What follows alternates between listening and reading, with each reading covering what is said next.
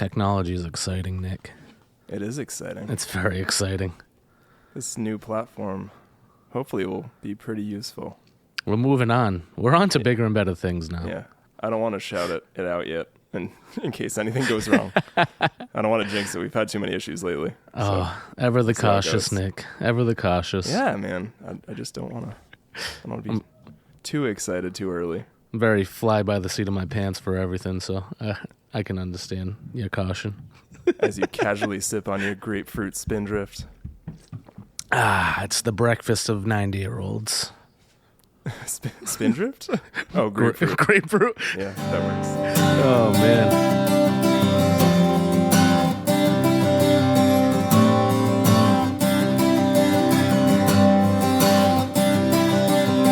Hi, I'm Nick. And I'm Josh. And this is the PUDs Podcast.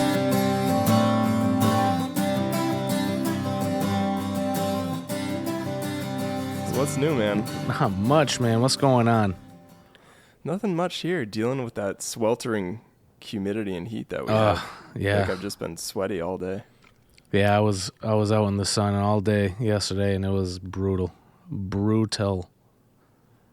Oh, yeah, you were you doing that part of your job where you I gotta be out there. Stuff, yeah, doing the outdoor stuff. We don't want to get too specific. I gotta be out there. We'll just say boots on the ground. Had to have boots on the ground. Yeah, you sent me a nice sweaty picture. I owe you one back at some point. I like swapping the sweaty pics. Yeah, for sure. Good times. Good times. But yeah, we got the summer of sickness in this house, dude. Sawyer's got like a fever right now. It's like, oh boy, man. Well, it's not fun with a young kid like that either. Yeah, the fever's broken, but it was like pretty rough. She hasn't slept too good in the past couple of days, so yeah, it's it was good to see the fever break today. Hopefully she comes out on the other side. Yeah, that can be scary with young kids. I definitely sympathize with you there. So I'm glad the fever went down. Yeah, thanks, man. Thanks. Besides that, we had a nice round of golf. This past weekend. Yeah, we got out on Saturday after not getting out for a while. I think it was probably like a month or something. And yeah, it was a little rough. That back nine, the front nine I was pretty happy with. I think I'd shot like a 46, 45, something like that on the front, and then it was just garbage on the back, dude. It was like storming Omaha Beach or something. Like, I don't even know why. It was just, obviously it wasn't that ridiculous, but it just felt like I just could not get it done. The putts weren't dropping. The iron shots weren't lined up. When I was making good shots, it just wasn't happening or really going my way. But hey, it's golf. And you actually played pretty good. Like I from tip to tail, dude, it was horrendous. It was atrocious. I haven't left the golf course as disappointed as I was that day in a long time. Like, defeated, just utter defeat. It was a tough day, man. I mean, it was warm and sticky out. It got really windy by the end of the day.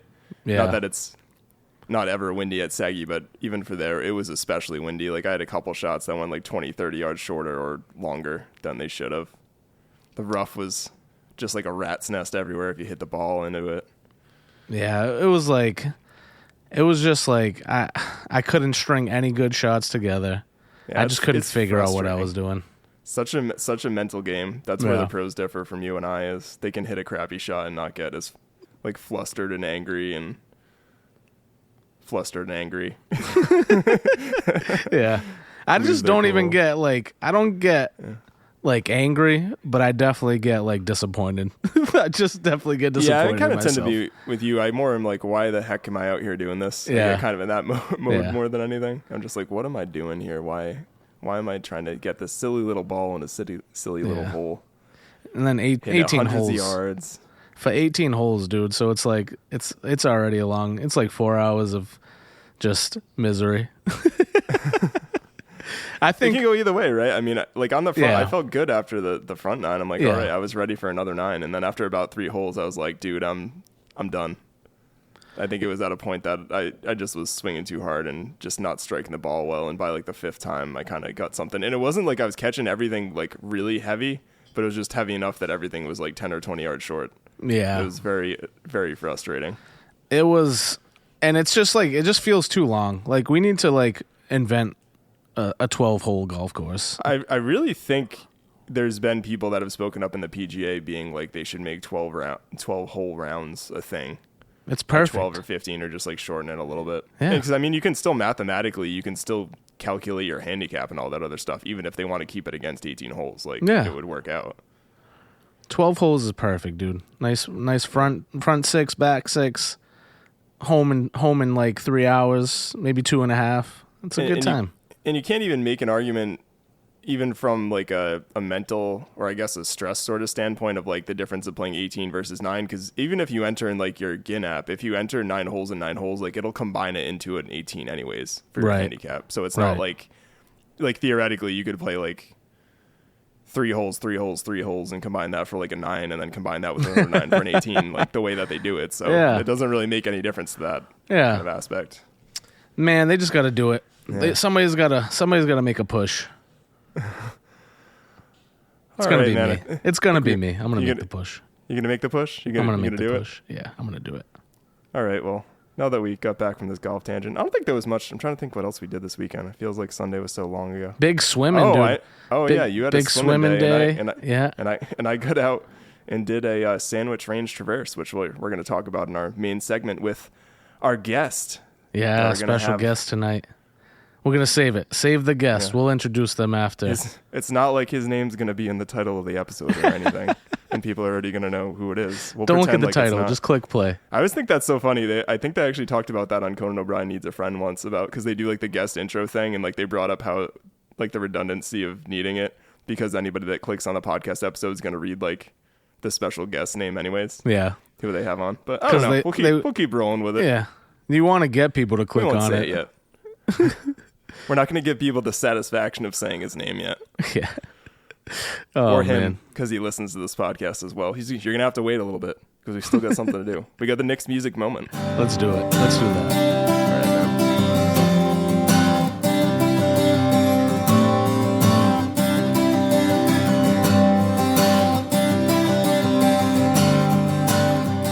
So on this week's Nick's music moment, I know I've had some songs in the past from this when I was doing more in the first season. I don't even know when we started the Nick's music moment. I don't know if it started halfway through or whatever.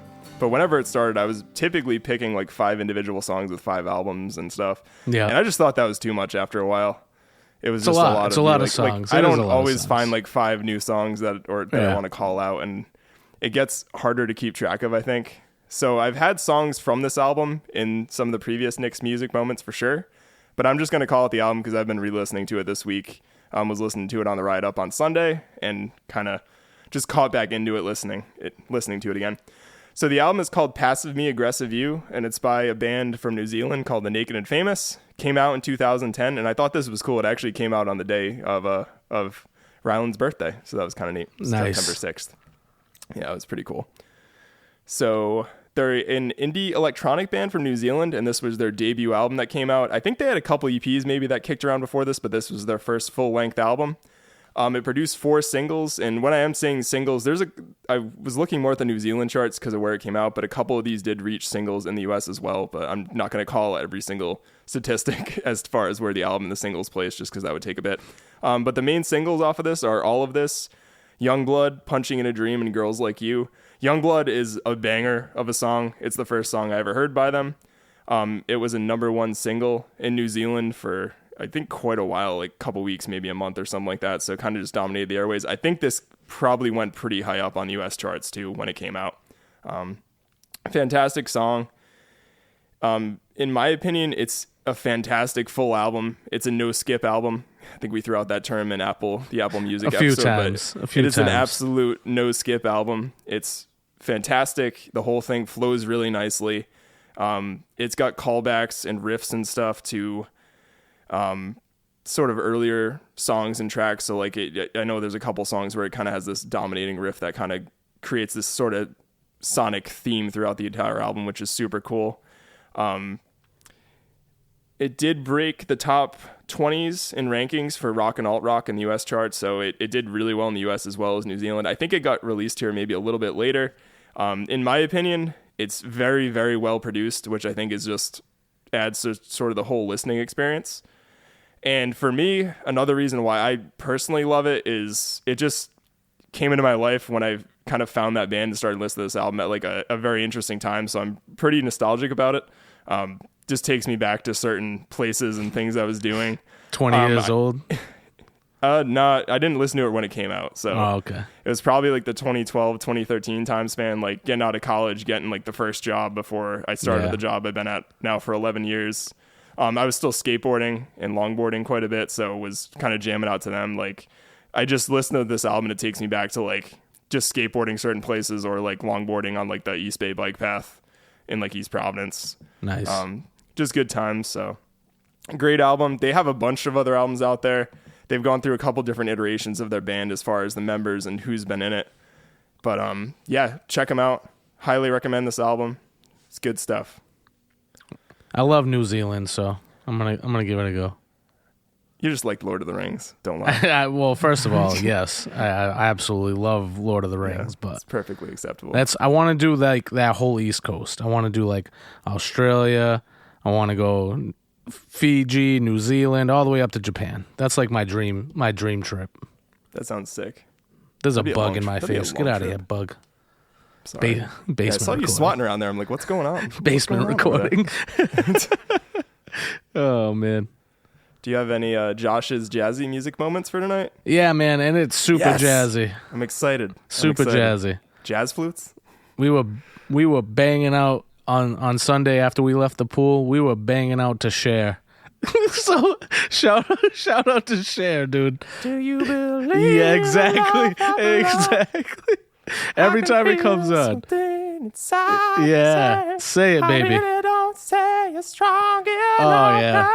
All right, it's like she was. I don't know all the the words, so don't come at me, people. If those are probably the incorrect words. I'm not even going to say I think they're correct. That was so good. Thank you. But that's my jazzy music moment.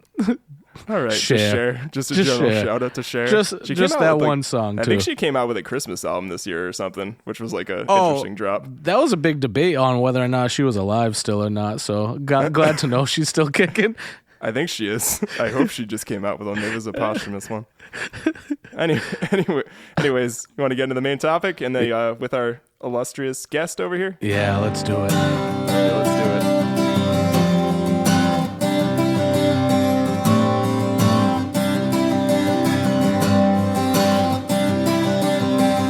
Mr. Mike Trocchi, here in the flesh. Well, not really. You're here metaphorically on a podcast. What's going on? Nothing much. Glad to be on, guys. I think I got the invitation from Nick back in April, so it's July. So, moving a little faster than the post office. Whoa, hey, easy. This puts food on the table for my family. Oh man, we're for the listeners. For the listeners, I know we teased our guests. We have a special guest tonight. Hiking buddy of Nick, Mike Trocchi. So happy, we're very happy to have him on tonight.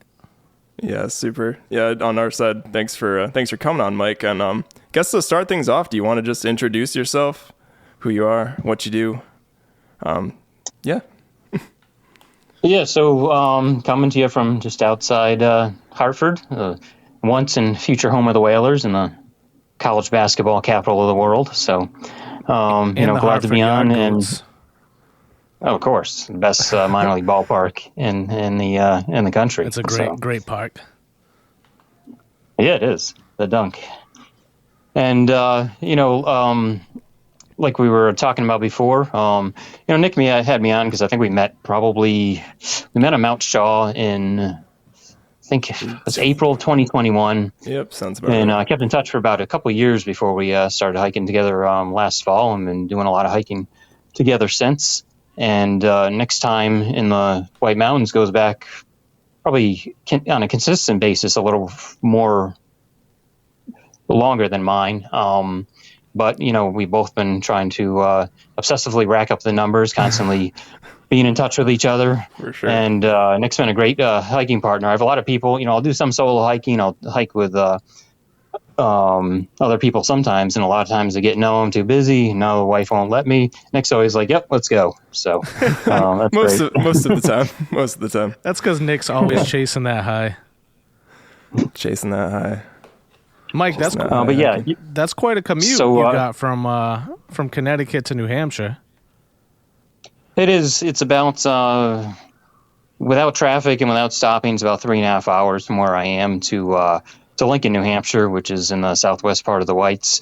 If you get further up towards Gorham, you're talking, about 4 hours. So, as Nick has mentioned before, we'll kind of slingshot at the Common Man and Hooksett for food and bathroom breaks and all that kind of stuff.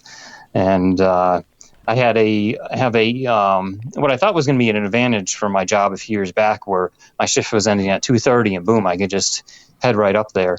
That hasn't worked out so well, because that seems to be when everyone heads up north on a Friday. So it seems like 5:30 or 6, if you left then, you can do well.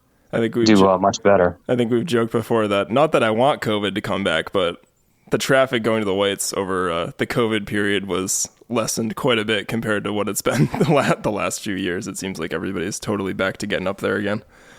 It is. Yeah. And so I grew up in Hartford, went to school in Boston. My first job was actually in the seacoast of New Hampshire. I was there for 4 years, and only towards the very end did I start, going up north into northern New Hampshire. And then for a few years, I was hiking locally in Connecticut, which, has some good and underrated and underappreciated hikes, and joined the Meshamasik Hiking Club, which is out of Portland, Connecticut, just south of Hartford. And then did a lot of cycling, road racing. And then, when 2020 came, sort of like you were alluding to, and there was nothing going on, I was like, maybe I can try to, finish up a little here or there, working on the initial 48. And then it just became an obsession, where every few weeks or every week you wanted to get up there, not only because you wanted to just keep going and there wasn't a lot to do, but because you never knew. You got to think back 4 years. You never knew from week to week who was going to get sick, if you were going to get sick, if things were going to close again. So you were just sort of on a metaphorical race for time. And even when that sort of abated and things got back to normal, the itch never abated, and you sort of were in that mode and have been in that mode ever since. So the majority of my hiking, has been in the past 4 years, just as I've learned more and got to know more people, and I've become a little more list obsessive. Yeah, speaking of which, do you want to mention, I know you finished your 48 already, and you actually just finished the Vermont Peaks, which we'll probably dive into a little bit later, but are there some other lists that you're working on right now? I know that we know with the list we're working on, but just for the listeners and for Josh and stuff. Yeah, so finished the initial 48 in 2020, and the goal from there was, I was like, hey, try to do the winter 48. That was sort of all I wanted to do. Then it sort of, morphed into trying to do the 52 with a view, and finished that in June of 23. And a little bit before that, I would just kind of was adding up peaks and looking at times when I did them. And I was like, what am I going to do in the spring or fall? So I decided to work on the AMC's four-season 4,000 footer list, doing them all each in winter, spring, summer, and fall. And now, that's became a bit obsessive. And I think starting last spring is when I focused on it more. And, I've had a good chunk of that done, and won't predict when I'll finish, but, it's within the realm. Yeah, I like that you mentioned that. I don't know if that's actually come up on the podcast before, that there's actually another alternative, not alternative, but an additional list to the normal 48 is actually doing each of the 48 peaks in each calendar season. So I think a lot of people think just of the winter patch, but there's actually a 4-season patch for doing each of the 4,000 footers in summer, spring, fall, and winter. So that's definitely a thing that folks do, apparently. And I also find myself, I pretty much fell into sort of the same boat with a 52 with a view, and that I haven't finished yet, but I'm working on the seasonals as well. Gives you some target and some focus. Nick has milked the 52 with a view for the past year or so, and has 4 left. Not finished yet. Get it together, Nick. Jeez. Get it together. Just, I know the bald faces, Eastman and Eagle Crag are there. I'll get to them eventually. Mike, let me take it back for a minute. I guess my question to you is what kind of got you into hiking to begin with? How did you get to this point where this has become something that you're highly invested in? Growing up, my dad and some of his family friends got me into it. Like I said, joining the local hiking club a little more, having sort of, the desire once the pandemic came, got into it even a little more. It's sort of like the frog in the pot of boiling hot water. The temperature keeps going up and you don't notice, and pretty soon you look and you got 12 spreadsheets on your laptop, and you're got a bunch of sheets tucked all over your coffee table and on your couch, and you're coming home late on a Saturday night, and instead of taking a shower, you're jotting stuff down in all these sheets, trying to make sure you have everything updated, because you'll either forget one day, or you could, like Nick, lose all the data and have to redo on his desktop because you kept it on a spreadsheet that you cleaned up one day. I was going to say, you become obsessive with records, not only the numbers, but also with just recording everything, dates, and just making sure you get everything down. I was going to say, metaphorically, it's like one day you're on top of Moose Lock, and the next thing you find yourself going up a sheet of ice on the backside of Mount Adams in the middle of January. Yep. And so, and going back to the question of routes, there are some really good hiking in Connecticut. Don't get me wrong. It doesn't compare to anything further north across northern New England or in other regions of the country. But when you're in a state that is sandwiched between the metropolises of Boston and New York, and has three relatively good-sized cities of its own, everything is pretty urban, a lot of highways, a lot of cities, big population for a small state, but it also has hidden gems where you can be in the forest, 20 minutes from Hartford and not even know the city is near you. And it makes you almost cherish that kind of quiet even more, because you're, getting away from something. So it's a good kind of stomping ground for certain aspects of hiking. We have 57 or 50 something miles of the Appalachian Trail. We also have a national scenic trail that a lot of people don't know about called the New England Trail, which goes from Long Island Sound all the way up through Connecticut and through Massachusetts and up to the New Hampshire border. That's pretty cool. I had no idea about that.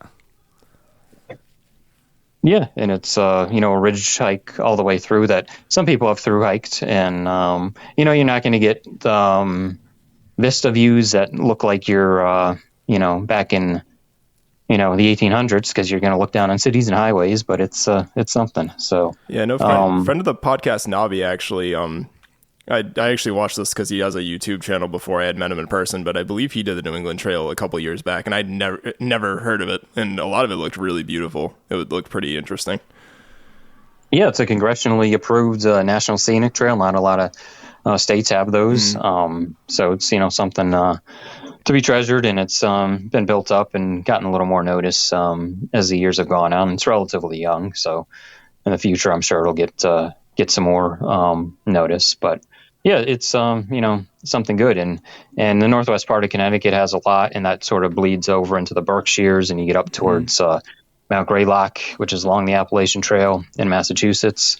And then you get north of that, and you get to Monadnock, and then you go on up through the AT in New Hampshire and onto the Whites. And so it's all a pretty interconnected system. We're lucky in New England that everything's relatively close. We complain about a 3.5 or 4 hour drive, but for sure. That's like going from one city to another out in the West. Yeah, especially in Rhode Island. I know that's a super stereotype, as Rhode Islanders hate to drive more than a bit, but that's really cool. I mean, I'm guilty myself of never having checked out any sort of hiking in Connecticut, just because a lot of it for me is just proximity to the Whites versus proximity to driving west to Connecticut, or even I haven't gone to Greylock. I mean, I've talked to you about that many times, Mike. I just haven't made it there yet because I look at the Adirondacks or I look at the Whites or something else and don't make it there. So that's really cool. I mean, if anybody out there listening to Connecticut area, I mean, hikers in the southern New England area, like, definitely put Connecticut on your radar if you're looking to explore some different hikes. I'm sure a lot of it isn't as packed as certain other areas and what you might expect. So no, we have our own little highest peak, Bear Mountain, out in the northwestern part of the state, and that'll be packed on a Saturday, and that approaches the AT. So a lot of different varied terrain that is close by. Awesome. So I don't know, do you want to dive in, I guess, to probably how we met and how we actually ended up hiking together? Yeah, so we talked about a little bit before, I think, in when we were both working on the 52 with a view on Shaw. And, I'll talk to people from time to time on the trail, but you and I, through social media, kind of kept in contact a lot. And it was kind of strange because we kept in contact a lot, but with our hiking schedules never sort of matched up. And that went on for, a couple of years or so. So I think last November, we finally were able to make it work and did a fall hike of traverse over Mount Moriah and Shelburne Moriah, 4,000 footer, and my favorite 52 with a view, Shelburne Moriah. And I thought about that hike the other day because in November, that is kind of a very unique time where not a lot of people hike, and you're just starting to get icy conditions, and it can be tough, can be cold, gets dark early. Right now in July, we're looking at, a long amount of daylight throughout each day, nice cool temps on top and, building up a sweat in the bottom. But, you get in those November temperatures and you're adjusting quickly. Yeah. And then you and I just I thought this winter had a really, great run, and we can go into detail, but we seem to hit on great weather all through the winter. We did. And, we scored this year. I'm not even going to argue with that. We did very well. I mean, granted, we watched the weather and stuff too, but everybody knows that hikes in the whites, you can't rely on a 100% great looking forecast to give you a 100% good window to hike in. You can kind of just try your best and kind of compare all the variables and different weather stations and whatnot. But yeah, I agree. We had a great run this year. I've shared many of the pictures from those hikes on our podcast page and stuff as well. People go look for them. I'm sure you can still find them. But, yeah, and we were very nimble with the weather, always looking and adjusting, and being willing to change things if things weren't good. But hit on a lot of good dates, and that's one of the keys to hiking, especially in the whites, is being nimble and being adjustable. You can't really make plans 2 weeks out and say I'm going to do this at this time. You got to sort of let the weather dictate it, and kind of be humble, not push things when you don't really have to. And I'll say too, separately, Mike Trocchi is a really good candid subject in photos, and he's been patient with me over time, or I guess just over the winter and everything, with me taking photos on certain days and being like, I'm going to hang back and catch up to you, Mike, or like kind of going in front of you, or like doing different stuff. So I appreciate that, because some people get really annoyed with taking photos. I think I just started blasting photos of you on the day we did Franconia Ridge in December, which was like one of the first days in winter, and you didn't seem to mind, so I was glad, because I don't want to be super rude if people don't like it, but I'm like, he doesn't seem to mind, and it gives perspective. So I appreciate that. It took me a while to catch on. Every time I'd sort of turn around, and then I was like, oh, he's taking photos. Okay. So there Nick is again, just setting up the tripod. And I think we've, throughout the hikes, you got to have a couple of things. You got to have chemistry and similarity of pace. Now, I know, there's a bit of a, age difference. I'm sure, you ripped out the tri-pyramids in the winter, and, a really good time that I probably wouldn't be able to do. So, you could probably, at your optimum pace, be, quite a bit quicker than me. But I think our pace can be comparable at times, and which is key, because you don't want to leave anybody behind. But you also, weather is also going to dictate how slow you can go. So you don't want to be, going too slow. Mike, don't sell yourself short either, because there is the age difference too. But I'm like, you're also like doing half marathons and all this other stuff too that I don't necessarily do, sort of on the running side of things. And I know you've been a runner, but I have difficulty when I solo hike sometimes, and I'll go too fast. And in the winter, that's not always great, because you end up being super sweaty. So I actually tend to have more of an enjoyable time when I'm kind of hiking with you, just for the physical aspect of it, and kind of regulating body temperature, especially in the winter. You got to regulate body temperature. Aside from the other obvious reasons that I enjoy hiking with you. And for me, diet plays a role as well, because I'll kind of do a high protein, low carb diet as much as I can, as often as I can. And that doesn't always translate well to being out hiking high elevation and having to put that endurance in for 10, 12 hours. You kind of need the carbs. And so I've tried to adjust as time goes on, in a few days before, loading up a little bit on carbs so I don't have that depletion of energy that I've, can sometimes notice, especially in the winter. And then, as we went along in the winter, it was a lot of fun and we were building up our numbers and getting a lot of good weather. By the end of winter, I don't know how you usually feel, but every winter I'm kind of like cooked. A heavy bag, heavy clothes. In March, I'm just ready to, throw off all that stuff. And I end up going slower because of that too. Yeah, for sure. I think that was like the day we did Jefferson, Washington. I think I was about done with my snowshoes on that day, but we still needed. I think I used them again after that for something. I'm trying to think what happened, but I kind of agree with you in the end. But the nice thing I do feel like is when you hike through the winter, because there's all these people that kind of 3-season hike. I feel like you're really ahead of the game in the spring, because once you get to like the spring summer time frame, you're like, oh man, my pack's super light. I've been in like dealing with potentially sub-zero temperatures sometimes, so I feel like your body is just more well adjusted to it, and it kind of pays off in the long run, besides the fact that it's just really fun hiking in the winter and it's challenging. Yeah, and that's always been the joke, kind of the tip is, how do you train for these hikes? Well, you hike. So yeah, you hike, unless you can go find something that's like 4,000 feet that you can do with snowshoes in your backyard. It's kind of tough for us. You gotta get creative if you live down here where we do, and there's not a ton of elevation. You do the Stairmaster at the Y with snowshoes on. Yeah, right. Yeah, well, that's actually funny, Josh, because the Mount Washington Auto Road, which has the bicycle hill climb, which I've been in a few times, and the road race, which I did in 2018, the female who won the road race, who was the top female of the year I ran it, she was from New York City, and she just had to do stair climbers in the gym. I forgot day that after story. day after day. Yeah, I would imagine, right? That's probably as comparable as you can get from just hitting the gym. Yeah, and to Nick and I's horn a little bit, it's tough being in Connecticut and Rhode Island, the drive, the lack of elevation. So, you gotta put in a lot of time and effort to do that. I like the point that you made earlier, Mike, about preparing basically what you're eating. So making sure you're fueling yourself efficiently. I think that's actually a really good point, especially for like Nick and I, we're getting it. We're in our early 30s, I guess, still.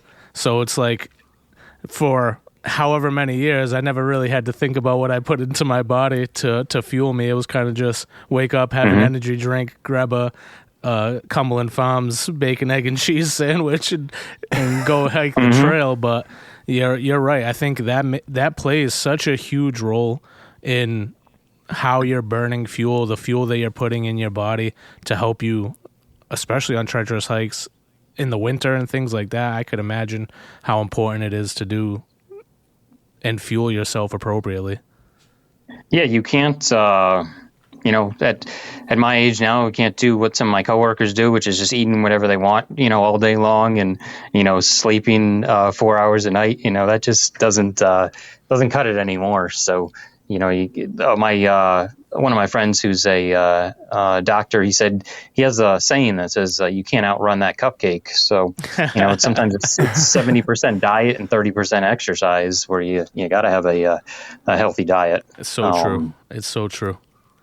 Just speaking of too, I don't even think I've really brought this up before, Mike, when to be on the trail, but I am not always the greatest at stopping and eating. Like, I'll wait to the summit. And, like, I've definitely gotten more in a habit, I think, after hiking with you, of realizing, like, okay, if I'm like a little bit hungry, like, just stop and like have a Cliff Bar, or, like, have something. Like, I feel like I used to have this thing where it's like, I want to get to the top and like chill and eat and stuff. But a lot of times, like, especially in the winter, you need those calories, because between the cold and what you're doing, like, you might be burning, like, I don't know what the number of calories per hour is. I'm sure there's certain days we've been out where you're burning 5,000-6,000 calories doing stuff. So, yeah, like, thanks for, I guess, showing me the way with that stuff, because that's definitely helped me quite a bit. And I've learned that along the way too. I had a similar thought, but just fueling up a little bit, all of a sudden your head clears a little bit. Yep. You're not as cranky, and you end up pushing towards the summit a little quicker. I gave a talk to some kids at the hiking club up in Woodstock Academy in the northeast part of Connecticut a few years back, and I'm like, being hangry is a real thing, and some of the kids could relate to that. They just don't fuel up enough, and it gets to you, and you can start making mistakes. Yeah, it's funny, man. How, like, you just talked about the mental clarity. It's so true that, like, if just having a nice, well-balanced meal and how it does just clear up kind of some of that mental fog, having a good night's sleep, making sure you're drinking plenty of water throughout your day. Like, when I was younger, I'd go outside and play basketball for hours and hours and hours and not have a sip of water. And now it's like, if I don't wake up and have like a solid 16 ounces of water, like first thing in the morning, like my head is in a fog for like the first 3 hours of my day. Yeah. And then, I have a whole post hike routine of, stretching, having protein for, recovery of the muscles, green tea, antioxidants, a little bit of caffeine, which is partially for the dry back, usually as well. So there's a whole set of circumstances that go into it. Yeah. So another instance of diet being important was doing the Sandwich Range Traverse in spring of 23, which Nick did last Sunday. I was feeling a little tired towards the end, 20 miles in 12 hours. And my friend said, of course you are. You had one sandwich and some cheese and crackers. So, and a little bit of water. So you always got to make sure you're eating. You're never going to have too much because, like Nick said, you're burning off the calories. So you got to keep the fuel going, keep the furnace filled, basically. For sure. Yeah, I mean, not that like we're out there doing the AT or we've done long distance hikes like that, but I mean, they even say like the people that do the AT like literally get to a point where you almost can't consume enough calories if you're hiking a certain amount of miles per day. Like I don't know if a lot of people outside the hike community know that, but that's kind of a pretty crazy phenomenon to me, is that you're just burning so much, like unless you're eating an obscene amount, like your body literally can't consume processed calories, use them for energy fast enough as much as you're burning, which I think they joke a lot of the AT hikers end up looking like T-Rexes by the end of it. Like your legs end up getting jacked and your body's like pulling away all the protein and starting to digest like literally muscles and other things from your upper body because it's just trying to use all its reserves and what it has to hike the AT. Yeah, I can't speak to the physiology of women, but men after hiking the AT lose average of like 30 pounds. Yeah, that's significant. Wow. It's kind of crazy. Yeah, man. So you just brought up the Sandwich Traverse. You want to get into that a little bit, Nick? Yeah, sure. I guess it's appropriate we can get into that. But yeah, on Sunday, met up with, I was kind of poking around to see who that I know for her hikers are free. It was kind of a tough weekend because being right after the 4th, a lot of people were busy. And I know I'd heard Mike sort of mention about doing the Traverse. So ended up finding a victim, as I was joking with when I was talking to Paul. But Paul, I ended up crossing on the Galehead Alzheimer's hike. Super nice guy. Our pace seemed to match up. So kind of let him know that I was kind of looking to do this Traverse. He's actually marathon training, so kudos to him because he ran 13 miles the day before and then ended up still hiking with me after. So he did super well considering. Not that I mean he's training like that, but I was impressed. But yeah, I ended up linking up. And for those of you who don't know what the Sandwich Range is, it's a range in New Hampshire. And correct me if I'm wrong here with Mike, but is it literally just, it's the Mount Tri-Pyramid, which consists of South Tri-Pyramid, Middle Tri-Pyramid, North Tri-Pyramid, 2 of which are 4,000 footers. And then you've got the sleepers, East and West Sleeper. And then you've got Whiteface Passaconaway. And then I think maybe Paugus and Chikura are the Sandwich Range as well. Yeah, there's a couple 52 with the views that are also in the Sandwich Range, which also extends, a little further south. But the traditional Traverse is that route that you talked about. Yeah, I found that kind of interesting because even when I was looking up stuff online, like people generally call that sort of Tri-Pyramid Sleeper Whiteface Passaconaway thing the Sandwich Range Traverse. But I just want to make that clear. Like, it's not like you could make really a lot of different combinations of very interesting routes if you wanted to like add it or extend it out to like Chikura or like Sandwich. I mean, I'm assuming Sandwich Dome and Jennings Peak are also in the Sandwich Range, but you could do some pretty interesting stuff if you wanted to. Yeah, there's also the Skyline Loop, which loops in Tecumseh and Osceola and a bunch of stuff in Waterville Valley, and that ends up being like 31 miles or so. Yeah, it's a legit day. And I know, so the route that we took, we car spotted a car at Sabaday Brook, or I guess the Sabaday Falls parking area. And then we ended up driving my car over to Oliverian Brook. So the hike starts, the total route, I think Mike took a little bit different route, can kind of touch on that after, but our route that we decided on was about 18 miles, and I ended up getting around like 5,600 feet of gain on my watch. It could have been more or less. It might be close to 6,000. It might be around that. I mean, when I was looking at topography, I think that kind of generally lined up. But you start on Oliverian Brook, you cut over to Passaconaway Cutoff. From there, you catch the Square Ledge Trail, and then you catch the Walden Trail up over Passaconaway, and then you're following, I think, Rollins at that point, across to the junction of the trail's name, who is escaping me, that goes over to Whiteface. And right after you pass over the summit of Whiteface, you dump out on the Kate Sleeper Trail, which the rest of this I kind of done before, so I won't go into super detail. Passaconaway is wooded. It's got a couple ledgy outlooks. It does have one really nice view to the north that looks out towards Hedgehog and Potash and kind of the whole Pemigewasset area. Whiteface, you don't really, technically the route that we were on, you don't actually pass the ledges, but Whiteface has really nice views of the lakes region. But Kate Sleeper for me was somewhere I've never been on before. I've heard really great things from this trail, including great things from Mike. It's very mossy. It looks like almost like Lord of the Rings style forest, like just beds of this bright green moss everywhere. Like, it doesn't get a ton of sunlight. It's basically a boreal forest on this little flat sort of valley area, like hanging around 3,500 feet or so between Whiteface and the Sleepers. But that was super cool. We ended up going over to East Sleeper, which the New Hampshire 100 highest, Mike, I think. I'm trying to think which. That's on the New England 100 highest, which when we were alluding to lists before, I think that's my ultimate list would be to do that. I've done about, I think, 61 of those. Cool. Those include a lot of bushwhacks, of which East Sleeper is one of them. Yep. And so that takes a long time.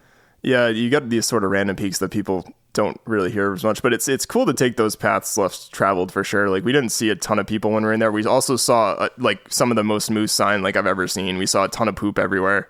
Saw some enormous moose tracks. Imagine there's probably a big bull or cow that lives around there, or maybe a whole family of moose.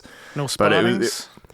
No, we didn't see anything. And it's interesting too, because the Kate Sleeper Trail is maybe I don't know, a foot or so wide in most spots, and it's just super thick vegetation. So if a moose did come upon you or on the trail or whatever, you'd be just kind of waiting there for it to move, because there's really nowhere to go. There's definitely some spots that were more open woods, but a lot of it was kind of bogs and just super thick vegetation. So we ended up just sort of taking over to East Sleepers, a bushwhack, quote unquote, but we were able to follow the herd path pretty easily. We did, and Mike gave me a heads up about this too, because I think it's since Hurricane Irene, but there's a pretty gnarly section of blowdowns up there that it's kind of weaving around as you kind of go towards the summit of East Sleeper. And the summit of East Sleeper does have a nice little placard on it that says East Sleeper, so kind of makes you feel I reached the summit. It's got a little thing. It looked like West Sleeper didn't really have much, and the trail more or less passes right over the summit. There was maybe a little clearing we saw up there, but nothing too spectacular. East Sleeper with the bushwhack, not bad, but I have a penchant for finding bushwhacks and then turning around and being so how the hell do I get back? I did that with the plane crash on Mount Success. Found it easy enough off the summit, and then couldn't find my way back. So yeah, that's a very valid point. I want to say it's pay attention to where you're going. I don't want to be responsible for anybody getting lost on East Sleeper. So that's the waiver I'm giving to people. Make sure if you don't feel like you're confident enough to get back, sort of following the herd path and have a general idea of the direction you're going, just don't do it. You can save it for another day. But yeah, so after the Sleepers, you end up sort of more or less making your way over to the top third-ish of the South Tri-Pyramid Slide, which I hadn't been on before. It's got great views. I know the North Slide's kind of the more intense one and the steeper one out of the two slides on the Tri-Pyramids. Usually you go up North Slide and go down South Slide if you're doing sort of a loop of those two summits. But that was really impressive. Right in front of us was Sandwich Dome and Jennings Peak, which was super sick. You could see Welch Dickey sort of across in that whole Waterville Valley area and sort of the ski slopes on Tecumseh. And we made our way up the very steep top of the South Tri-Pyramid Slide. I didn't think any of it was ridiculous. You just kind of got to pay attention because it's loose screen. It's pretty steep. So you haven't been on north or south slide? No, so. I haven't been on either of them. Yeah, every time I've been up the Tri-Pyramid so far, I should say just both times I've been out and back by Pine Bend. So it was nice to see some new trail, new for me anyways, up there. Mm-hmm. And you kind of cross over that ridgeline. It looked like Middle Tri-Pyramid was super far away from south, but kind of before we knew it, you drop a couple 100 feet and then you're kind of climbing up again and then you're there. And Middle, I didn't realize, Mike, too, like how much different, I was texting you about this, but compared to in winter, like it's getting really thick up there. Like you can't really see much from Middle anymore. You can kind of see Tecumseh from that ledge and then like sort of poke out to Passaconaway, Chikura, and like Hedgehog Potash. It's super thick and grown in up there. The whole Sandwich Range Traverse is a lot of miles for little views. So truth. It was very tranquil on certain parts of it, though. I will say we didn't see like a crap ton of people or anything. And and yeah, after Middle, so Middle and North are the two 4,000 footers on that list, and we ended up going out and back to North, and then we went down Sabaday Brook, which the top of Sabaday Brook was a pretty interesting trail. It drops very aggressively. I think I exaggerated when I did an Instagram post, said like 1,000 feet in like a half a mile, but it probably drops like 600-700 feet in like half a mile off the top, and it's all like ledge and loose rock and stuff. After you exaggerated on social media. You might be the first person who's ever done it. I know. I'm guilty. Did you just invent that? Yeah, right. That could be a whole new thing. It's like the invention of lying, that movie. Exaggerating on social media. Oh God.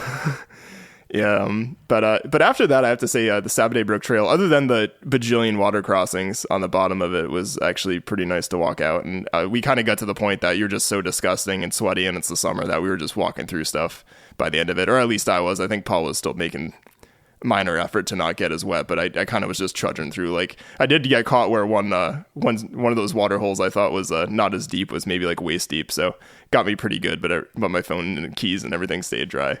But yeah, so we got out, and I didn't, just to throw it back, I think I didn't mention the reason for, or I guess the genesis for this idea, but it's because working on the seasonal list, much like Mike is, and I needed just Whiteface and Passaconaway for the summer, and I needed the Tri-Pyramids for fall and summer still. So doing those 4,000 footers, I got them all for the summer season. And I also got the sleepers, so that was cool, which count for some other lists, which I'm sure I'll be chasing and keeping an eye on in the future once I find a spreadsheet for it. So now I got to figure out something to hike, because I can't have Nick getting 4 peaks and catching up. Got to keep the distance in between you two.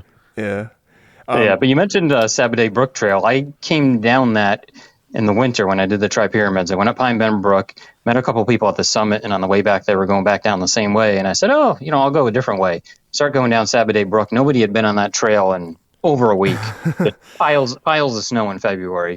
Went to go down that steep part. I tried to butt slide. Just an avalanche of snow coming over me. And then those 17 crossings, I couldn't even figure out where the trail was. It took me forever to get down that. I can tell you there's 2 spots where, even in the summer, where I actually ended up referencing the old trails like GPS route, because it was not obvious. That trail's taken some abuse. I don't know if it's actually adopted or not. I apologize if you're a trail adopter of that and we're complaining about Sabaday Brook, but there were some spots that were not obvious. Just a couple blazes would probably alleviate some of the places. But there is like legitimately like 15 probably crossings. The last 2 or 3 are like big crossings as well. I know they probably were swelled a little bit just because it had rained recently, but yeah, it was a little interesting getting down. And then all of a sudden you're at there's a beautiful waterfall at the bottom too. I didn't mention that, Sabaday Falls, which has a little boardwalk and stuff. If you are the trail maintainer of Sabaday Brook, Nick does 0.2 miles of the airline cutoff, so don't be offended by what he's saying. Come on now, calling out my little trail again. Shots fired. Yeah. I think that, I don't know if you want to mention anything about when you had done it, Mike, or any variations, but we can also... So I went the opposite direction, counterclockwise, up Pine Bend Brook to North Tri-Pyramid, to Middle, over south, and over the sleepers, went over to East Sleeper. Again, just went to the summit of Whiteface, not to the ledges, through Rollins, to the lookout on Passaconaway, and down Square Ledge and Olivarian Brook. We did only have 1 car, so we had put that at Olivarian Brook, and we did I think what ended up being like a 3 or 4 mile road walk, which we started with in the morning in the cold, and had a little bit of elevation gain going that way. But ours ended up being, like I said, 20 miles over 12 hours, and you can really make a lot of time on Oliverian Brook, so that wasn't bad. And past the Conaway cutoff, and but yeah, it's a fun traverse in a really nice, unique area of the Whites. And like you said, Gate Sleeper was the gem of the whole thing. It's I talked to the trail maintainer for that, and he puts a lot of work into it, and it's hard to get out there. So you got to really commend him. Yeah, that's a haul to get out to that trail. I don't know how far was it. It's like, I think it's almost 5 miles on Downs Brook to get out to the center of it. So, or if you got to go up and over Whiteface, or go up and over the Tri Pyramids to get to it. Pretty much, or pretty close to the top of the South Tri Pyramid, anyways, to get to it. So. Yeah, kudos. I really enjoyed that. It lived up to all my expectations. So I know recently, Mike, last week, in fact, you're banging out the Vermont 4,000 footers. Well, you finished them last week, and I think it was a couple weeks previously you got out telling on Abraham, and you had done Killington a while back. But congrats again on getting all your Vermont 4Ks. And I don't know if you wanted to dive into those hikes a little bit. Maybe Ellen and Abraham, or Mansfield, or Camel's Hump, or what your favorite one was, or whatever. So I did at Killington back in 21. A couple weeks ago, did Ellen and Abraham on kind of a wet, rainy day. Had gotten a car spot from Ken Bossy, so I was able to kind of do a traverse of those two. It was nice. Vermont really impressed me in the kind of the beauty of the surroundings, and also where it was different from the Whites was it didn't take a pound of flesh every time you went from one 4,000 footer to the other, where you had to drop like 1,000 feet and then go up another 600 feet. So that was pretty nice. And then really we've talked about the high price of lodgings in Vermont, so I really just wanted to finish it up. So I decided the day before 4th of July to see if I could do Camel's Hump and Mount Mansfield. Mansfield's the highest point in Vermont, in the same day. And Steve Smith of the Mountain Wanderer map and bookstore, he goes, oh yeah, some people do those in the same day. So that kind of got me thinking. And I talked to another hiker friend, Steve Barber, who lives in Vermont, and so he gave me some tips on a trail that I wasn't going to do up to Camel's Hump that I decided to do, because he said, if you do it that way, you can get back to your car and get to the road a little bit quicker to make the 45-minute drive up to Mount Mansfield for the second hike of the day. So I was able to wake up in Vermont that morning, start at 6:15 up to Camel's Hump. And it was a quick, nice, cool, windy, morning, 8:15 on top. Had it to myself. Sick. As I'm coming down, a woman was coming up, and she goes, oh yeah, I'm doing Mount Mansfield today as well. I go, I am too. She's like, all right, maybe I'll see you.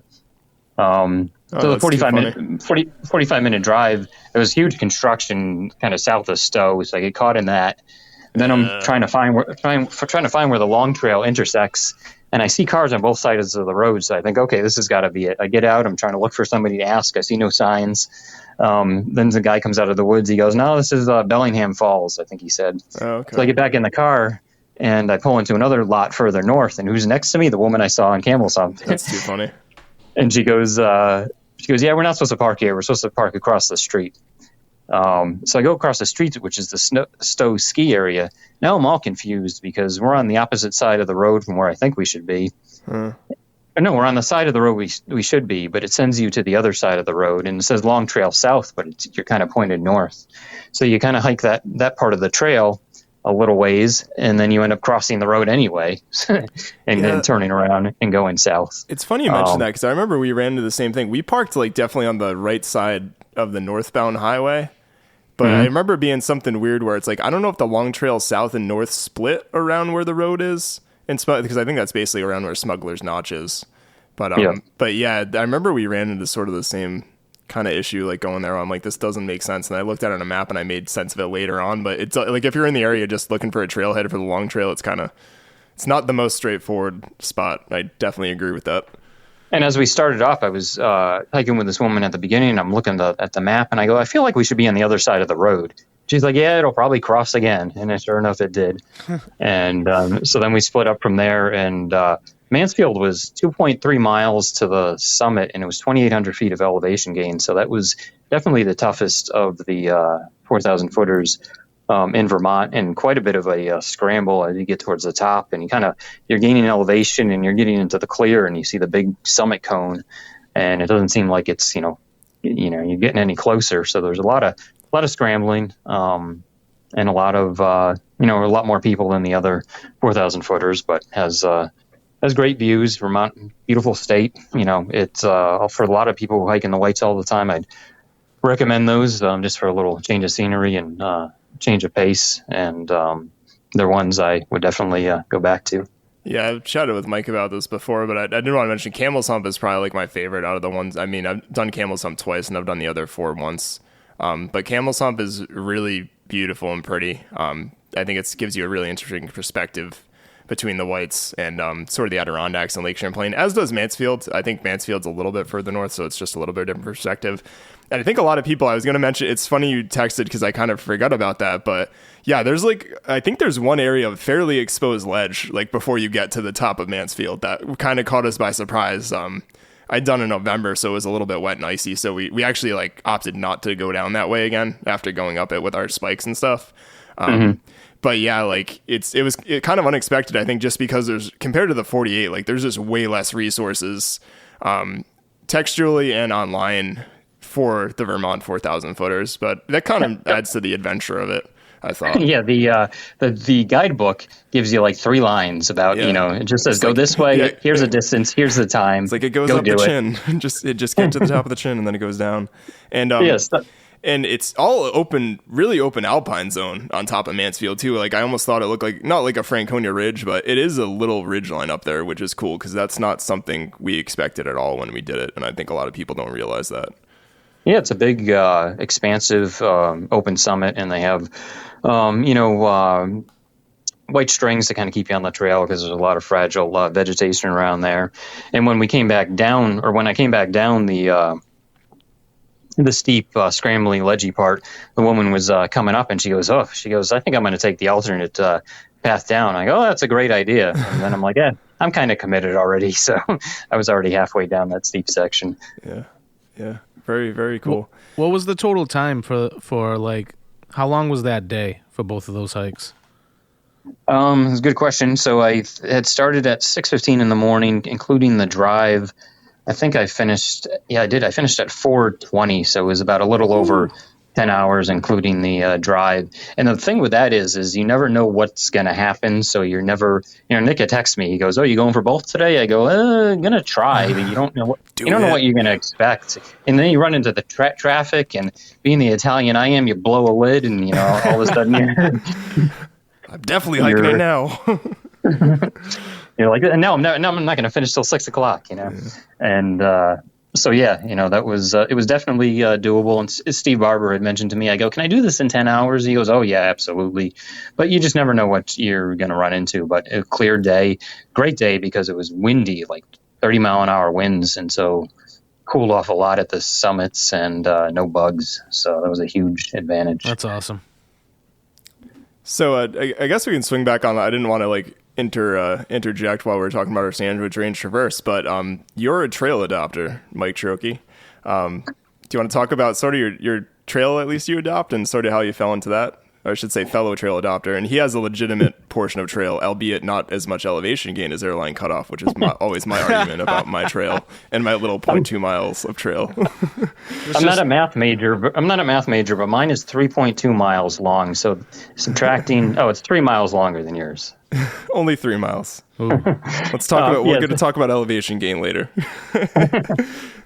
So yeah, I'm the adopter, and I've been for a couple years of Drake's Brook Trail, which is in Waterville Valley, my favorite part of the Whites, southern part of the Whites. Me too. And that's a trail that goes up to Jenny's Peak, which is one of the 52 with a view, and then over to Sandwich Dome.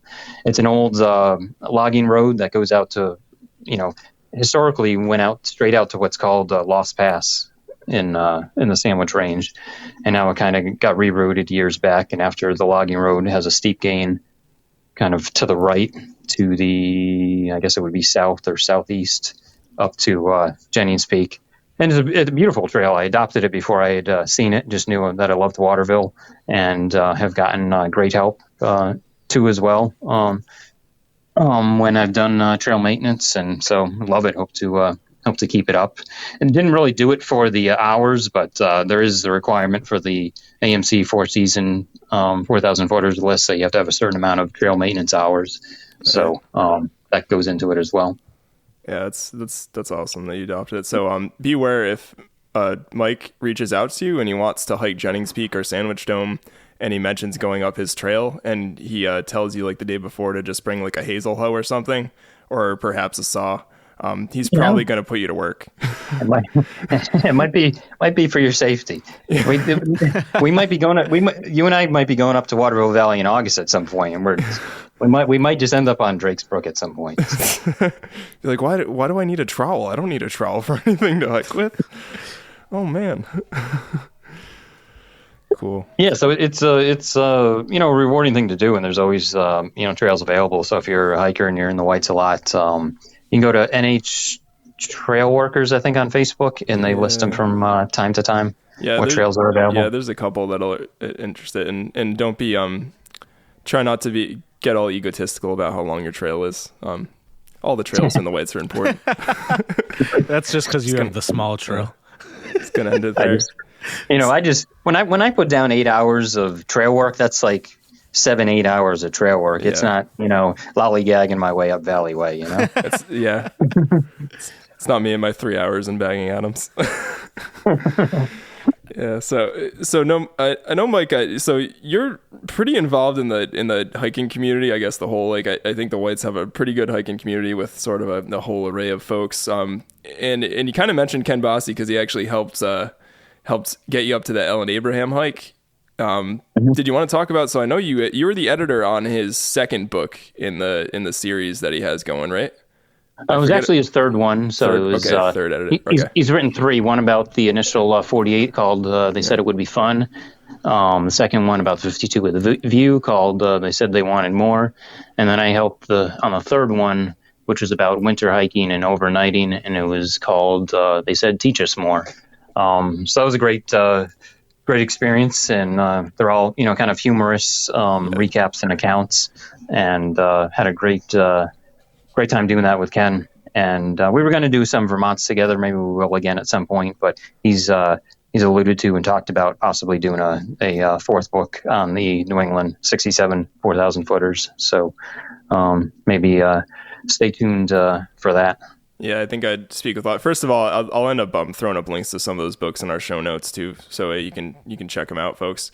But yeah, great books. If you've kind of worked through the 48 and the 52, and kind of hiked in the Whites, I think you'll find a lot of the stories that he has humorous, and usually there's sort of a pretty good point to a lot of the stories and kind of his journey as a hiker and sort of learning about hiking in the Whites and sort of the specificities that kind of brings.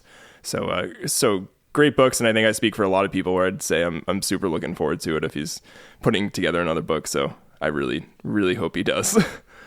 Yeah, that'd be great. I mean, he's talked about doing different ones on the 67 4,000 footers, and so you and I both on that list are pretty close in numbers. I think you got 3 more than I do, and we got a bunch of Western Maine stuff to do at some point. Yep. Yeah, I got all Maine out except Saddleback and the Horn. Outside of Baxter State Park, but yeah, it's a beautiful area and looking forward to getting up there as well. So I'm sure we'll end up teaming up for a few of those for sure. So Mike, yeah. So trail adopter, you said you're part of a hiking club. You've edited on a hiking book. What else can you possibly do for the hiking community, my man? It's just, there's a lot of people doing a lot of different things. And I always say I'm kind of like a C average hiker in terms of speed or in terms of accomplishments. There's a lot of people who've done a lot of things. I think where I come in is, and I'll joke with Nick about this is, I like to do it as kind of old school as possible. Paper maps. I don't even use GPS for, driving for directions. I'd rather pull over at a gas station and ask somebody, and they look at me like I have 3 heads. In other words, it's like 1984. But I like to do the hiking. Steve Smith and Mike Dickerman have been great wealths of information through the years, through their books and through conversing with them. And I like to do it the way, they did it and others did it, where it was just, you had to read, you had to rely on other people, you had to rely on, compass, paper maps, to do it that kind of old-fashioned way. And another thing that's not so popular with people that I tell is, whether I'm solo hiking or even hiking with other people, sometimes I just go. I sometimes think that makes myself a little more safe. They say, oh, you should leave a plan about where you're hiking. And then some people have the Garmin's where they're being tracked all day long by somebody. I kind of just go. Sometimes I'll jot a note down and leave it on the kitchen table, but I feel like I'm being safer if nobody knows where I am, because you got to get back. Nobody's going to know where to look for you. So not the most popular theory, but that's what I do. You know what, though? It's definitely an interesting mental angle. What a refreshing take, though, because it makes it, doing it that way, it almost makes it a completely different experience. Yeah, it's a lot of planning has to go into it, and a lot of caution has to be taken. I'm not going to be curmudgeon and criticize all the technology. It helps a lot of people in certain ways, although I'm not sure all trails helps anybody much at all. Arguable. Yeah, I mean, but they're never going to sponsor the pod now. Sometimes you can't have a lot of those safety nets. They make you a little too complacent. I do have a Hike Safe card, which is $25 a year, and which helps fund New Hampshire Search and Rescue, yep. And will help you when Search and Rescue does have to come get you in a jam. But hope that never happens. And you just gotta prepare like hell. You definitely got to be humble, and you got to be willing to switch up plans. I'm such a curmudgeon too for the plan that I want to know everything going in. So Nick can attest when we went with a group of other hikers and did Madison and Adams, when everyone in the group except for me decided to switch up the trail we were going to take to Adams. Maybe I was a little angry, but I didn't take too well to that. Because as the kids say, maybe you were a little salty, but that didn't last too long. And we were breaking out the back of Star Lake and I think at that point we were crossing sort of an ice sheet with snowshoes. So it wasn't exactly a side hill, and a side hill. So that was a little interesting, but other than that, man, I did want to say too, it's likewise, it's been fantastic, great hiking with you. I'm glad sort of our paths crossed when we were on Shaw that day with me and my buddy Mike Cordero. So I know like too many Mikes that I hike with, but it's always good to have more people to hike with, so I'm not complaining. But glad we met and we crossed and our lists lined up, and I'm sure we'll have many adventures in the future as well. Looking forward to it. Yeah, hopefully can continue on. We got a lot of, hopefully, some more summer stuff to do as we go along. And, Josh, so an example, like I was talking about at the beginning of, some people are like, I got to do this, I got to do that, I can't do this, I can't do that. And Nick's always saying yes. He was even, saying the day before he's going to leave for, might I add, his second vacation of the year. He was willing to go for a hike the day before. So maybe we'll do that. We'll see. Don't tell Ashley. Nobody tell Ashley. He's always willing to go. Yeah, we'll see about that. It's a fun, and especially in this generation, what thing social media does do is, you do get FOMO, feeling of missing out from time to time, and you got to sort of temper that with your schedule and your life and everything, because there's, a lot going on, a lot of great different people you run across. I don't know how many times I've met people that I've talked to on social media or been friends with on social media. And one day you just turn around and they're coming up the trail as you're, coming down, and you meet them for the first time, and you can match the face to the pictures. That's especially been the case when I've been hiking off season, November, April, May. Yeah, I feel like once you got into the winter, I kind of brought this up before, probably on our episodes while we were more winter hiking, but the hiking community in the Whites is bigger, I think, a lot of times than you think, especially 3 seasons. But once you get into like the November time frame into the winter, and you're hiking in April or something like that, it's a pretty core community of folks up there. Like there's not like, if you think you're like, there's no way anybody's going to be doing Gale Head on like a crappy April day. Like you're probably wrong if it's a Saturday or Sunday. Like there's probably a gritter going out there trying to get Gale Head in the Twins or something like that. Like that's one thing that's kind of surprised me. And I think too, as you get further into the winter and sort of the off seasons, there's really a genuine concern that everybody sort of has for each other, and sort of you stop and chat with everybody and enjoying the day and kind of asking where each other's going. It's really cool, and it's cool to sort of be part of that community, I guess, in a way now. Yeah, I hiked with a friend 1 week in the winter, and then I was hiking with you, Jefferson and Washington, and getting out of the car in the parking lot, and boom, the friend's pulling in that same morning. So perfect example. That's awesome. Mike, you have any final thoughts? Anything that you wanted to talk about before we get going? No, I think just if anyone who is sort of beginning to get into hiking across northern New England, I think only recommendations would be to learn as much as you can through books. Steve Smith's written several books that are helpful as guides. You can look on Amazon or on biblio.com for a lot of his old stuff that is really key to helping you. Period literature helps a lot. Older AMC guides to see how things were.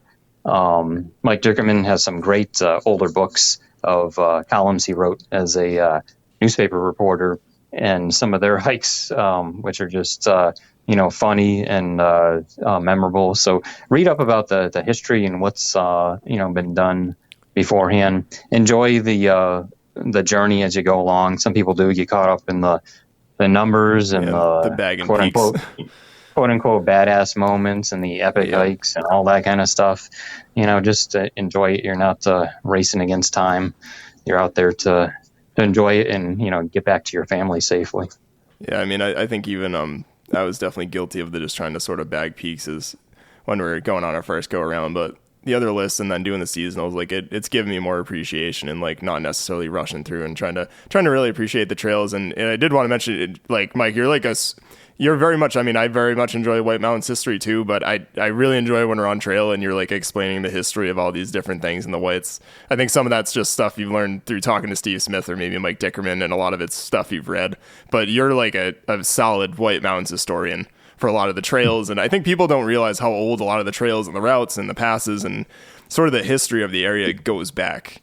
It's very interesting between logging and developments with different mills and places and all these sort of little shanty towns that even many of which that existed even up until the 1950s, like trying to think of the one that's by Carrigan, but there's a few like in the area. I think people don't realize that were bustling towns at one time during maybe the logging years, and then they've since been like reclaimed by the woods, literally.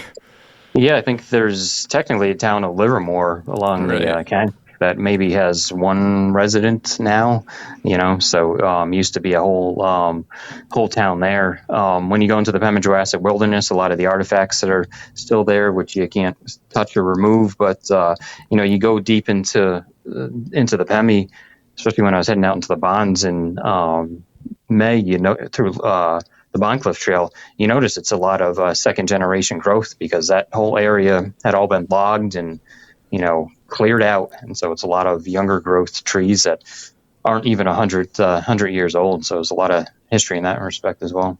Yeah, it's neat. And I did want to call it. So I think most people probably would know. So Steve Smith's written a ton of stuff, and so is Mike Dickerman. But most notably, they just came out with is it the 3rd edition of the White Mountain 4,000 Footer Guide? Yes, which is totally specific to hiking the 48 in all seasons, different routes. Tons of history in there, from first summits to present day. I always tell people, especially in the age of all trails, and again, not trying to sound like a hypocrite, because I will download maps on all trails and use it for research a lot of times for routes. I find it easy to bring up and just sort of plow things like, for example, our traverse we just did. But those guides are, to me, I always joke they're like sort of the Bible to hiking the 48 and the Whites. They're going to give you information that you're probably not going to be able to find online or through Facebook or anywhere else, or at least not in this concise, great format. So I'm actually going to throw a link to that in the show notes as well. I don't think I've done that, but and it's very small things sometimes. So when we did our isolation hike a few weeks ago and we were coming down Boot Spur, I just said, okay, we're taking boot spur back. I didn't really read the description much on it. And so when we were tired and coming down that steep ass ladder, I hadn't read about that. It's a little rugged. It was an adventure. Yeah. You don't want to be surprised about that kind of stuff. So the 35th edition of the AMC White Mountain Guide, that was edited by Steve Smith and Ken McGray. That came out last year, and that's a wealth of information as well. The elemental print basic information that's been around the longest is always going to be your most reliable. Some of the other stuff can be ancillary and can be, additional, but you don't want to make that your bread and butter. When the shit hits the fan, you kind of need a compass and a paper map anyway. So. This is true. It's got to be in your pack. It's one of the essentials. Well, both those are part of the top 10 essentials. Yeah. So, unless you got anything else, Josh. You got anything, Josh? No, man, Mike. Let our friend go here. It's been a pleasure. We really appreciate you coming on. Thanks. Yeah, thank you very much, much, Mike. To meet you myself. Yeah, nice to meet you, and good luck with your other podcast as well. It seems like it's coming along pretty well. I just got to catch up on that, but a topic that interests me as well. Awesome, man. Yeah, thank you so much. We actually haven't even we talked haven't mentioned about it yet. I just realized that. But yeah, I have started a podcast within my church, with the pastor and my buddy Daniel, who's also serving within the church. It's called Not Safe for Sunday. Basically, it's a opportunity we have to kind of tear down some of the barriers in between real life and Christianity, take away some of the preconceived notions that people might have of how Christians behave and things like that, and kind of just help people to understand, like, we're just regular people just like everybody else. There's just something different that we believe. We believe that Jesus died for our sins, and but we still struggle the same way that everybody else struggles, and we still do things and live in this real world the same way that everybody else does. So I appreciate that, Mike. Thank you for listening to that as well. And it's been a real pleasure to do that. Yeah, it's good stuff, man. It's good stuff. Yeah. Cool. Well, thanks again, Mike, for the 15th time at this point. But thanks again for your time. Thanks for coming on. And I'm sure we'll have you on again in the future, because this was a lot of fun. All right. Appreciate it. Have a good evening, guys. Yeah, right. Take it easy. Later. Have a good evening, buddy.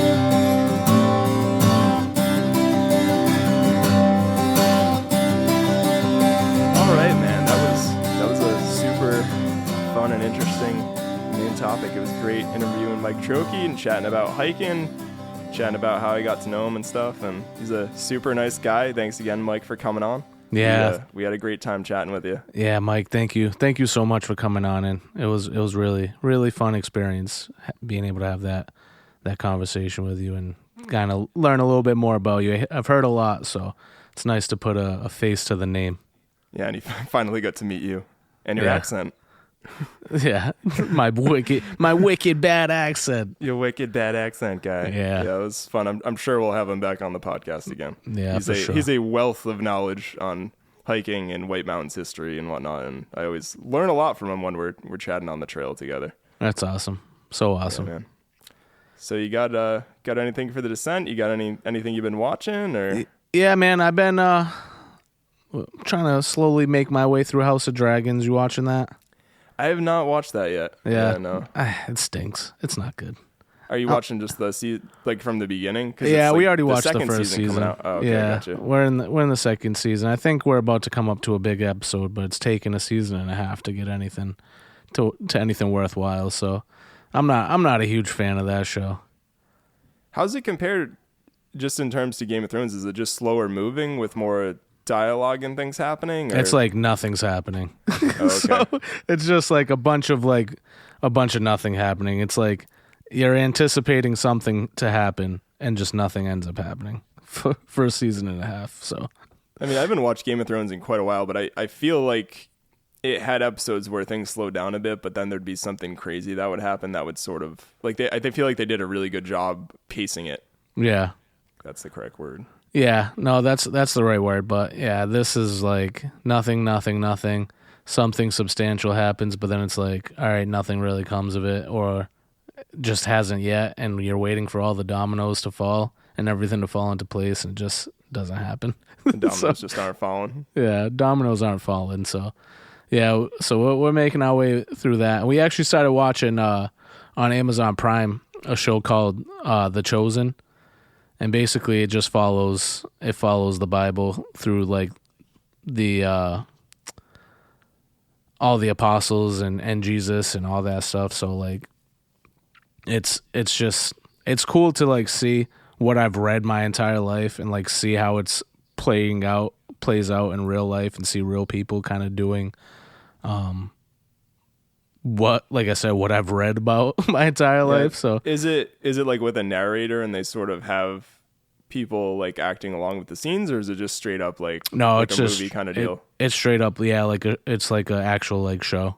Oh, that sounds cool. Yeah. I feel like a lot of times when you see those types of things, it's like, and not to be, what kind of reminded me of this is, I'm maybe super nerdy, but when I came back to my hotel room on Sunday night and I was just chilling out, I forgot to bring my MacBook with me and just wasn't thinking of it, so I couldn't really like watch Deadliest Catch on my Amazon Prime account on my phone. I just couldn't do it and prop it up. So I was perusing through the channels and watching some like later Sunday night stuff on the History Channel, and they had like a whole thing on like World War II. It was like World War II in color, which I've already watched several times. But like it's like a narrator and they go back and do footage. But anyways, it made me think of that. Like a lot of times when you see those types of things, they'll like work some footage together sometimes with like sort of fake actors and things like that.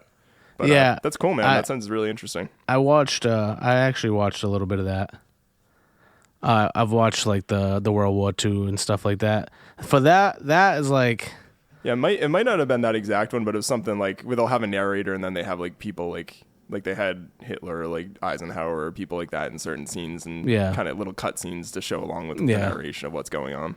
But that's what I was wondering, if that was kind of avenue that one was down. Nope, it's real. So it's like actors. It's like a real show. There's like the drama of it, and it just goes through basically the gospel of Jesus Christ, and like him gathering all the disciples and all that stuff, and like what everything was like back then. So it's like it's cool to be able to like put everything in perspective. Like, oh, this is what was happening.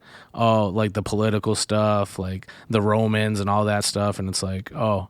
All right, this for me, I'm way more of a visual person than anything. Forgive me for how naive I am, but like the Bible isn't in chronological order at all, right? Like the books and stuff, it's just all readings about different things that happen. So I think it'd be really interesting to see that all pieced together chronologically. Yeah, and it's cool too, because it's if like they chose to do that. Yeah, it's like why this person. So like what the book of Matthew, why Matthew was like writing everything down, like, you know what I mean? So that's the cool thing, is like the different books of the different people's, they were all part of the things that Jesus was doing. So, but they, just like if you and I both watched a car accident, we would both have different perspectives on it, you know what I mean?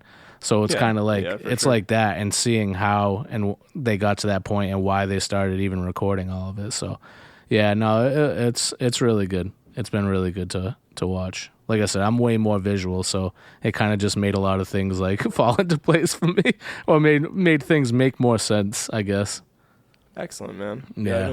I haven't been watching too much because I was in the process of purchasing a new car. So I was watching a ton of car review videos, if that counts as watching stuff. But there's a bunch of those on YouTube that you can find, and some of them are really high quality. So did you pick up your car?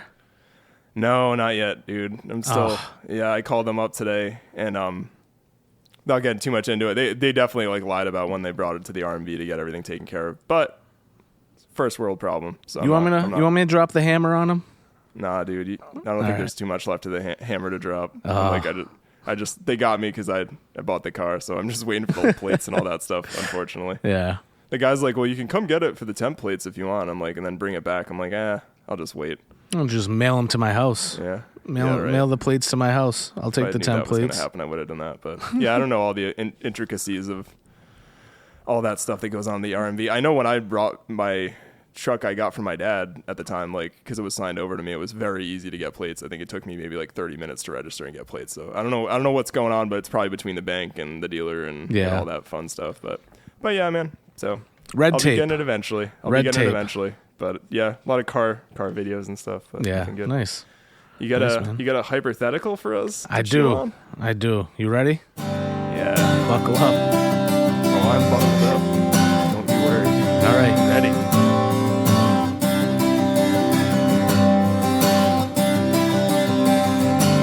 Nick. Josh. At long last, someone invents the Dream VCR. This machine allows you to tape an entire evening's worth of your own dreams, which you can then watch at your leisure. However, the inventor of the Dream VCR will only allow you to use this device if you agree to a strange caveat. When you watch your dreams, you must do so with your family and your closest friends in the same room. They get to watch your dreams along with you. And if you don't agree to this, you can't use the Dream VCR. Would you still do this? That's an interesting one. Would you still do this? I don't know if it'd be that, like, I don't even know if I have that much interest in recording my dreams, because sometimes they're just like wild splotches of imagination and they don't make any sense. See, I do remember my dreams pretty often when I wake up, yeah. or at least some of them. So yeah. I know some people wake up and claim that they don't remember anything. Like, I know Ash will say, like, she just knows she's having dreams, but she doesn't usually remember. And I feel like there's also this weird time span where, like, you'll remember in the morning and then, like, an hour later, like, that's it. It's gone. Oh, yeah. It has to be with how your brain, like, sort of caches that stuff and everything, how it goes through the day and, like, sort of tries to make sense of things, and then it just dumps it, it seems, at some period in the morning after you wake up. Yeah. Isn't it so crazy that you can be in the middle of a dream and wake up and immediately forget that dream? It is. It's a very interesting. That's pretty wild. Say it's not a phenomenon. I'm sure there's a scientific reason that we understand for why it happens, but it is very interesting. I agree with you. My dreams are also strange splotches, but I think that's why I'd be way more intrigued to see what's going on in there. I wouldn't care if people watch it. Yeah, I wouldn't really care either. I mean, I think it's just some crazy crap that happens. Like, I'm not like murdering people in my dreams or anything like that. Yeah. People be like, "Oh my god." Yeah. They'd be like, "What is this dude?" Like I'll have like examples. Like, I'll have dreams that I'm like hiking with our cats in a tent or something, just in a random place that doesn't exist. So like, which probably doesn't surprise a lot of people because I like cats and I like hiking. Or I'll have dreams where like we're traveling somewhere and we have to like I definitely had a dream last night that was about like, it probably was because I'm thinking of us going to Portugal soon and stuff, but I was thinking about like, it was like Ashen Island and we're trying to like get somewhere and like things are like not working out exactly, and then we're there and then we're not, and it's like, it's probably just me internalizing thinking about traveling and anticipating the trip and whatnot. And I wonder if like, if you, with this thing, like if you choose to do it now, you have to do it every time, or if you can just do it once. Yeah, if you just want to like choose specific nights. Yeah. Afterwards, like after you're done dreaming. Oh, yeah. Then you could say, yeah, I want to see what happened there. And then now everybody's got to gather around with their popcorn and watch your dreams. Yeah, like, so that's what you're going to do every night. Yeah. And also, how many hours of dreams do you, like, that's another thing. There's no real, like, time in dreams. Like, I feel like I've had dreams before where they seem like it could have been, like, a weeks-long journey and you're asleep that night. And then I have dreams where it's, like, it seems like you're not asleep really that long, and it's, or I should say, or you're asleep forever and you dream a little bit, or like you're asleep for like an hour and a half and you wake up and you're like, oh man, that was like a crazy dream. It seemed like a lot happened in that short time span. Those dreams that feel like an entire lifetime worth of dreams, and then you wake up and it's only like 20 minutes later, that just blows my mind, dude. Yeah, it's like, I haven't had one of those in a bit, but that's super trippy when you wake up and it's like, I went to bed at like 9 o'clock and like you wake up, it's like 12:30.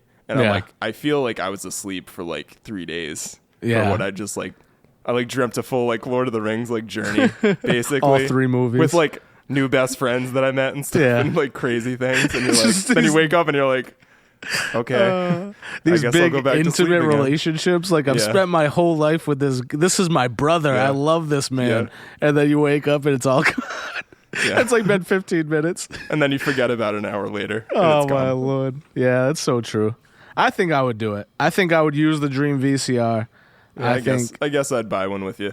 Yeah. I mean, I wouldn't do it. I don't think I would do it every night. And at what point is it like people are just you like, get all to right. choose. You're like, oh, I had a really cool dream last night. It'd be cool to like be like, yeah.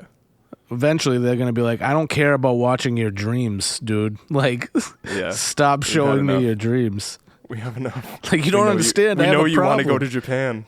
I have a problem. I need to watch. Gotta figure this out. Oh, man. Yeah, good stuff. Good stuff, dude. That was an interesting one. Yeah. But yeah, man. Anything else? No, I think that's it. Yeah. Another episode in the books. Yeah, another good one. Don't forget to like, review, subscribe. Shoot us a text. Email us. We'd greatly appreciate some more ratings and comments on Apple Podcasts or Spotify or anywhere. Yeah, too. for sure. Not that I think we have 5 stars right now, but it's not a lot of reviews, so we pleaded for them before, but I'm pleading for them again. And if you get a bad review, just send us a text message. Oh yeah, some coward gave us a bad review. I think on I think somebody gave us like a 1 star on Spotify. Oh, really? Some coward. Yeah. You know who you are. I haven't read Spotify. Well, you have because you have the Spotify account and I have the Apple Podcast account.